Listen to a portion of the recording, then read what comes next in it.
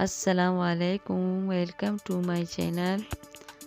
आए दोस्तों, आज मैं आप लोगों को चौरस शीशे की काम सिखा रही हूँ, जो कि बलोची ड्रेस में इस्तेमाल हो रही हैं।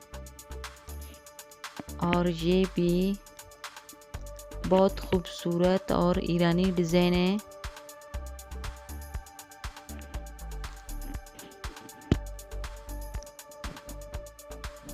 और ये ड्रेसेस भी बहुत महंगे प्राइस में बनते हैं।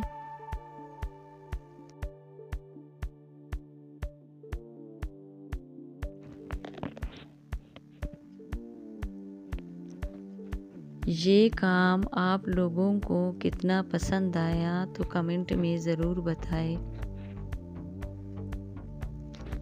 वीडियो को लाइक, कमेंट, चैनल को ज़रूर सब्सक्राइब करें। शुक्रिया।